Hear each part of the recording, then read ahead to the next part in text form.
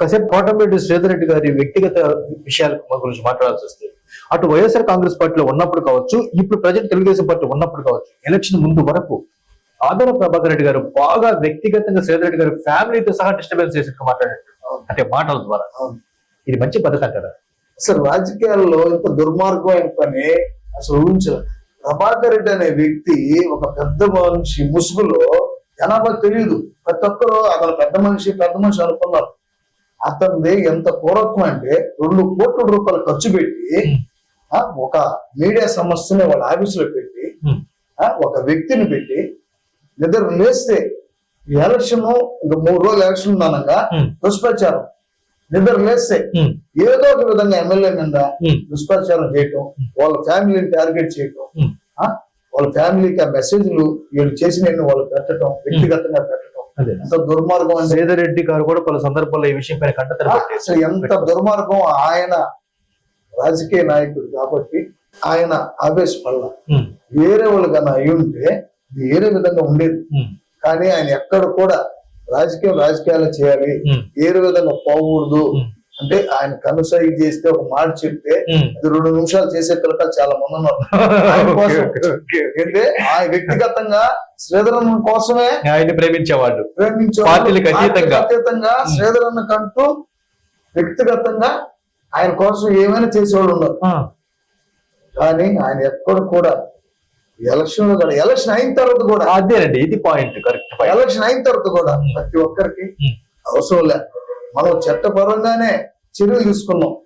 ఎవరైతే మనం ఈ విధంగా ఇబ్బంది పెట్టారో మనం చట్టపరంగానే వెళ్దాం, అంతేగాని వాళ్ళ మీద దాడులు కానీ అవి ఏం వద్దు అని అందరికి అది పనిగా చెప్పిన వ్యక్తి కోటమిరెడ్డి శ్రీధర్ రెడ్డి. బయట చూసే విధానం వేరు, లోపల చూసిన విధానం వేరు. బయట శ్రీధర్ రెడ్డి ఓయమ్మ శ్రీధర్ రెడ్డి కొట్టేస్తారు, చంపేస్తారు, ఇంటూ చంపుతారు, ఇంటూ పడతారు. కనీసం వాళ్ళ ఫ్యామిలీని నానా విధాలుగా వాళ్ళ మెసేజ్ రూపంలో అంత ఇబ్బంది పెడితేనే ఆయన మనోధైర్యంతో గట్టిగా నిలబడి మా అమ్మ పార్టీ క్యాడర్ని కాపాడుకుంటూ అట్టే ఫ్యామిలీతో సర్దుబాటు చేసుకుంటూ అతను పోటీ చేసిన వ్యక్తి, అతను 1000 కోట్ల ఆస్తిపరుడు. శ్రీధర్ రెడ్డి వ్యక్తి ఒక సామాన్య వ్యక్తి. నేరుగా పార్టీ అధినేత జగన్మోహన్ రెడ్డి గారు కూడా ప్రత్యేకంగా ఈ ఓటమిని కోరుకుంటున్నాడు. శ్రీధర్ రెడ్డి గారి ఓటమి అందులో శ్రీధర్ రెడ్డి గారి మీద ఒక్కరు కాదు, ఆ నుంచి జగన్మోహన్ రెడ్డి గారు, విజయసాయి రెడ్డి గారు, ఎంత సజ్జల భార్గవ్ రెడ్డి గారు, అందరూ ప్రతి ఒక్కరు టార్గెట్ ఎవరంటే నెల్లూరు రూరల్ శ్రీధర్ రెడ్డిని ఓడగొట్టాలా, ఎన్ని కోట్లు ఖర్చు అయినా పర్లే అనే టార్గెట్ పెట్టారు. కానీ ఆయన ఎక్కడ మనస్థైర్యం, ఎక్కడ దెబ్బతిల్లాయి. ఆయన ఒకటే నమ్మకం, నేను ప్రజల్లో ఉన్నా, నిత్యం ప్రజలతో జరుగుతున్నా, నాకు ప్రజలు ఓట్లేస్తారు, నేను గెలుస్తాను. ఆయన మాకు చెప్పింది లాస్ట్ లో అదే జరిగింది.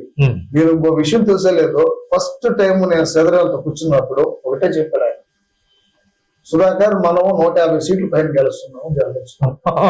అవును సార్, పలు సందర్భాల్లో మీడియాతో ఇదే మాట్లాడాడు. 160కి పైగా సీట్లు గెలుస్తున్నాం, పర్సెంటేజ్ కూడా చెప్పారు. 57% మనం ఓటింగ్ మనకు వస్తుంది చెప్తానే ఉండేది సార్. మనం గెలుస్తున్నాము, 100% గెలుస్తున్నాం. ఇంకో విచిత్రం ఏంటంటే సరేపల్లి అందరూ ఓడిపోద్ది అని చెప్తే ఒక కోటమిరెడ్డి శ్రీధర్ రెడ్డి వరకు గెలిచింది చెప్పే వ్యక్తి, మొట్టమొదటి వ్యక్తి కోటమిరెడ్డి శ్రీధర్ రెడ్డి గారు. సో ఆయనకి రాజకీయం పైన ఒక పూర్తి అవగాహన ఉందంటారు. ప్రజలు నాడి తెలుసు, ప్రజలు నాడి తెలుసు. ఎందుకంటే ఒక చిన్నతనం నుంచి అతని శ్వాస ధ్యాస పాలిటిక్స్ రాజకీయం. ఓకే. ఇంకోటి ఏంటంటే ఆయన అన్ని ప్రజల్లో ఉండే వ్యక్తి కాబట్టి ప్రజలు ఏమనుకుంటున్నారు, వాళ్ళ ఏ విధంగా కోరుకుంటున్నారు అనేది తెలుసు వ్యక్తి, ఆ నాడి తెలుసు. సో మీ రూరల్ నియోజకవర్గంలో ఒక విచిత్రమైన పరిస్థితి అంటే కొన్ని గ్రామాలు ఉంటాయి, కొంత సిటీ ఉంటుంది. సో ఇద్దరిని ఈ రెండింటిని డెవలప్మెంట్ లో ఎలా చేయబోతున్నారు భవిష్యత్తులో? మనకి మన ప్లస్ ఏంటంటే శ్రీధరన్ దగ్గర 18 గ్రామాలు ఉంటే మన కోటమిరెడ్డి గిరిరెడ్డి గారు 18 గ్రామాలు ఆయన వెనక పెట్టిన విద్య. అవును సార్, పలు సందర్భాల మాతో కూడా ఆ విషయాన్ని గురించి డిస్కస్ చేశారు. ఎందుకంటే 18 గ్రామాలు శ్రీధరన్న ఏ విధంగా గ్రామాల్లో ధన నాయకులు, ఈ నాయకులు, YCP, Telugu Desam, BJP, CPM, CPI ఏ విధంగా చెప్తాడో గిరన్న కూడా 18 గ్రామాల్లో వడపోయేసి ఓట్లతో సహా. Okay okay sir. నీకు ఆడ 18 గ్రామాల్లో ఏం కావాలి, ప్రజలు ఏ సమస్యలు కోసం అడుగుతున్నారు అన్ని తెలిసిన వ్యక్తులు ఇద్దరు. అందువల్ల ఏంటంటే గ్రామాల్లో ఏం కావాలన్నా చేసేదానికి సిద్ధం ఉన్నారు ఇద్దరు. మరి సిటీ పరిధిలో ఉన్నటువంటి సిటీల పరిధిలోకి వచ్చేటప్పటికి, కార్పొరేషన్కి వచ్చేటప్పటికి ఆడ చూస్తే గ్రామాలు 18 గ్రామాలైనా 36,000 ఓట్లే. ఏడుకు వచ్చేటప్పటికి 2,50,000. 26 డివిజన్ లో డివిజన్ స్టైల్కి వచ్చేటప్పటికి శ్రీధర్ అన్నకి పిన్ టు పిన్ ఏ గొంతులో ఫలానా ఓటర్ ఉన్నాడో చెప్పగల వ్యక్తి. ఏంటి 2,50,000 ఓట్లలో కూడా డివిజన్ లో దాదాపు ఆయనకి ప్రతి గొంతులో ఒక వ్యక్తి ఉంటాడు. అక్కడ సమస్యలపై అవగాహన ఉంది. ఏది ఎక్కడ ఏ సమస్య వచ్చినా కానీ ఆయన ఫోన్ లో సార్ మాకు పలానా సమస్య అని వాళ్ళ పర్వాలు ఎవరు చేయరు, వాళ్ళ కార్పొరేటర్ కూడా చేయరు, డైరెక్ట్ ఎమ్మెల్యే. ఏంది మామూలుగా ఎవరన్నా ఆ సమస్య వస్తే ఆయన కార్పొరేటర్ చెప్పుకుంటారు.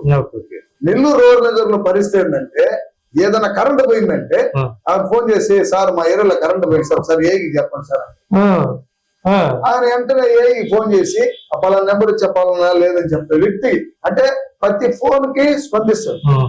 అరే నీ ఎమ్మెల్యేనే ఫోన్ చేసాడు ఎత్తుకుని ఉంటాం ఏం లేదు. ప్రతి ఫోన్ నిజంగా ఒక డిఫరెంట్ స్టైల్ పాలిటిషియన్.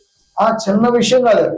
చిన్న విషయం కాదు, కరెక్ట్. చిన్న విషయం కాదు అది. ఎందుకంటే నేను రాజకీయాల్లో ప్రతి ఒక్కరి దగ్గర అదే సార్ అడిగింది. నేను ఇంచుమించు ఈ 32 years చాలా మంది నాయకుల దగ్గర పనిచేశారు.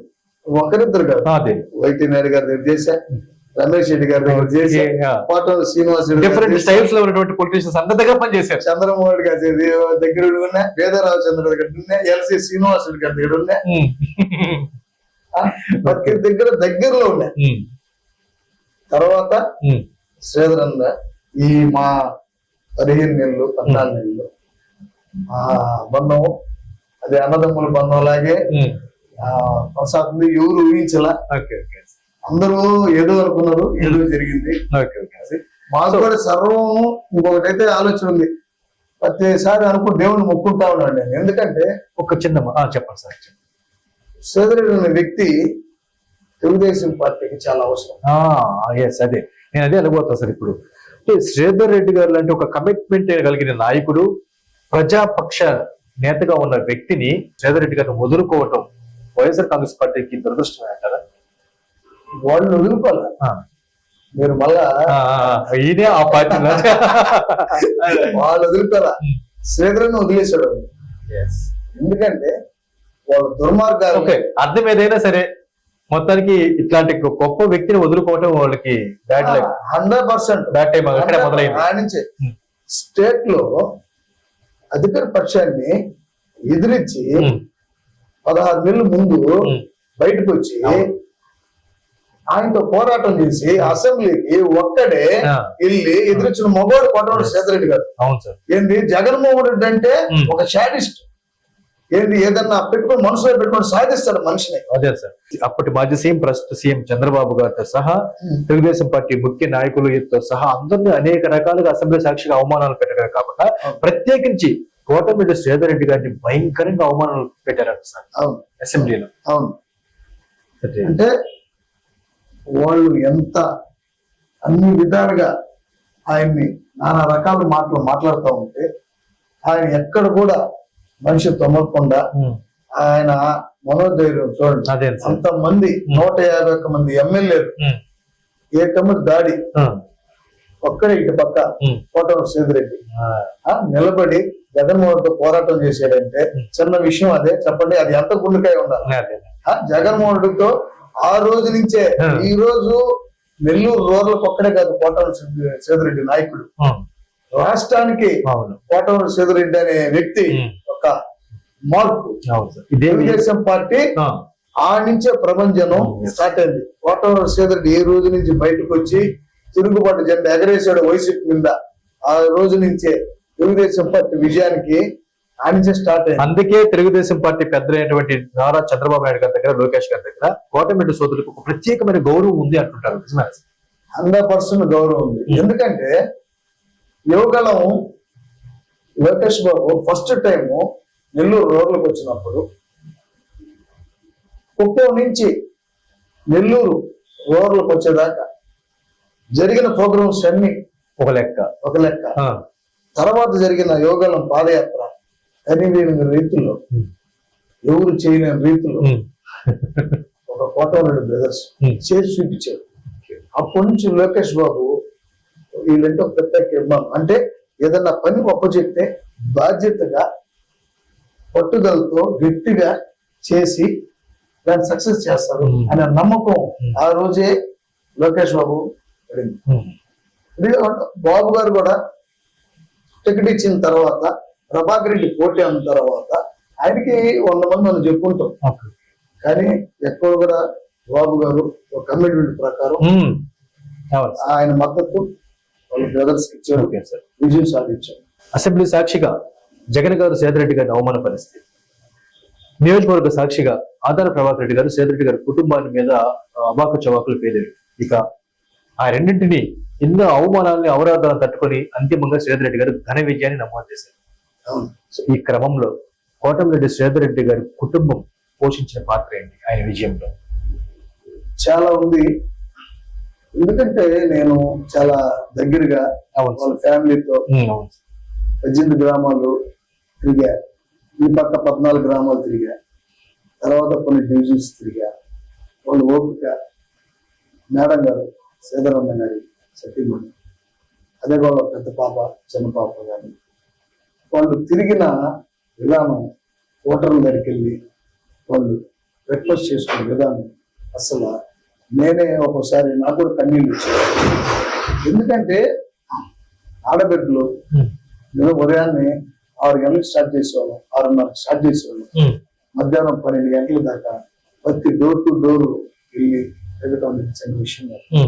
కానీ 18 గ్రామాల్లో 2 సార్లు తిరిగాను. అదేవిధంగా డివిజన్స్ లో ఆత్మీయ సమావేశాలు, అదే డోర్ టు డోర్. తెలుగుదేశం పార్టీలో ఈ రోజు అంత భారీ విజయం వెనక సేదరన్న కుటుంబం ఉంది. మేమందరం ఒక ఎత్తు అయితే తెలుగుదేశం పార్టీ శ్రేణులు, సేదరెడ్డి గారి అభిమానులు అంతా వాళ్ళు విజయం వెనక కీలక పాత్ర సేదరన్న కుటుంబం అని చెప్పాలి. ఎందుకంటే నేను దగ్గరగా, చాలా దగ్గరగా తిరిగాను. వాళ్ళ మనసత్వం కూడా చాలా మంచిది. సార్, సేదరెడ్డి గారి గురించి మాట్లాడాల్సిన ప్రతిసారి మీరు ఎందుకు ఎమోషన్ ఫీల్ అవుతారు? ఎందుకంటే నాకు ఫస్ట్ నుంచి ఏంటంటే అటు 3 నాయకుడు పనిచేయాలని కోరిక, తపన. ఎందుకంటే చిన్నప్పటి నుంచి నేను ఆటుపోట్లన్నీ పడి నేను సామాన్య కుటుంబం, అక్కడ పడి లేస్తా వచ్చాం.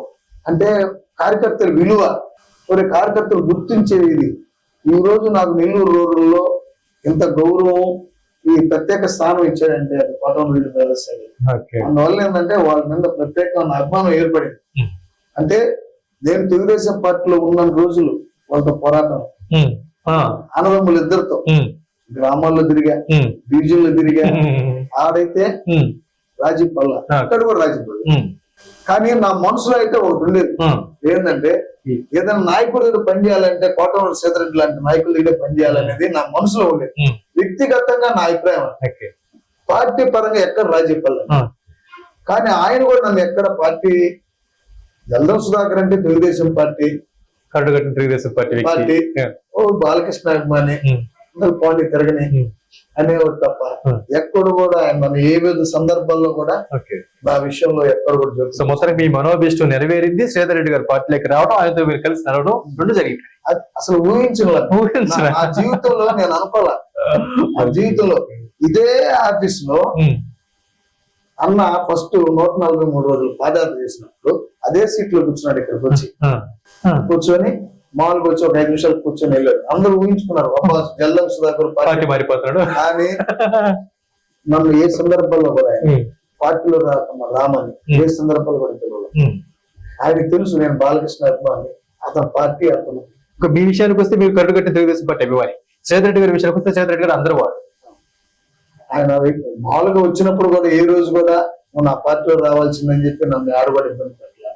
కానీ ఒక సంతోషం ఏంటంటే ఈ రోజు మంచి నాయకుడి కింద పనిచేస్తున్నాం. అదొక సంతోషం. మీ మంచి నాయకుడు, మీ ఎంతగానో అభిమానించేటువంటి నాయకుడు ఒక భారీ విజయం నమోదు చేసి ఫుల్ హ్యాపీగా ఉందంటారు. చాలా హ్యాపీ, చిన్న హ్యాపీ కాదు. నేను ఆ రోజు డిక్లేషన్ ఫారం తీసుకునేటప్పుడు ఆయనతో ఉన్నా, నా మనసులో తెలియని ఆనందం, బయటపడలేని ఆనందం. ఆ రోజు ఫ్యామిలీతో కలిసి నా చిరకాలు కోరిక ఏంటంటే నెల్లూరు రూరల్లో తెలుగుదేశం జెండా ఎగరాలి, ఆ డిక్లేషన్ ఫారం తీసుకున్నప్పుడు నేను ఉండాలి అనే కోరిక శ్రీధరం ద్వారా తీరిందా. సరే, ఎంతటి కోరిక నెరవేర్చినటువంటి నెల్లూరు రూరల్ నియోజకవర్గ ప్రజలకి ఏమని కృతజ్ఞతలు తెలియజెప్తారు మన ఛానల్ తెలియజెప్తారు. నెల్లూరు రూరల్ ప్రజలందరికీ ప్రత్యేక ధన్యవాదాలు తెలియజేస్తున్నాం. ఎందుకంటే 18 గ్రామాలు 26 డివిజన్లో ప్రజలు ప్రతి ఒక్కరూ 285 బూతుల్లో ఎలక్షన్ జరిగితే రూరల్ నియోజకవర్గంలో సేదరెడ్డి గారిని 35,000 మెజార్టీతో గెలిపించారంటే ప్రజలందరూ వాళ్ళ చేసిన కృషి ఎప్పుడు మర్చిపోరు. ఎందుకంటే శ్రీధరన్న ప్రజల మనిషి, ప్రజలు ఉండే మనిషి. మీకు ఏ విధంగా సహకారాలు కావాలన్నా 24/7 Telugu Desam party Nellore rural office Kotamreddy brothers ఉంటారు. ఎవరైనా రావచ్చు, ఎవరైనా ఏ టైంలో వచ్చి వాళ్ళ పని వాళ్ళు చేసుకోపోవచ్చు. అదే కాకుండా ఒక కోటేశ్వరితో జరిగిన ఒక యుద్ధం లాంటిది అది. ఆ యుద్ధంలో కోటమిరెడ్డి శ్రీధరెడ్డి గారికి భారీ మెజార్టీ గెలిపించినట్టు రూరల్ ప్రజలకి ప్రత్యేక ధన్యవాదాలు తెలియజేసుకుంటూ, అదే విధంగా మేము కూడా శాయశక్తుల మీరు ఇచ్చిన ప్రోద్బలంతో మీకు అందుబాటులో ఉంటామని చెప్పి ఈ సందర్భంగా తెలియజేసుకుంటూ నమస్కారం. Thank you very much sir. మీ అభిమాన నాయకులు కోటమిరెడ్డి శ్రీధరెడ్డి గారి ఆధ్వర్యంలో రానున్న రోజుల్లో నెల్లూరు రూరల్ నియోజకవర్గం మరింత అభివృద్ధిగా సాధించి సుస్థిరమైనటువంటి రాజకీయ వృద్ధిని శ్రీధరెడ్డి గారు కూడా సాధించాలని, అదే విధంగా మీకు కూడా మీ కష్టాన్ని పార్టీ పెద్దలు గుర్తించి ఏదో ఒక నామినేటెడ్ పదవి రావాలని మన ఛానల్ ద్వారా మనసారా కోరుకుంటున్నాను సార్. All the best.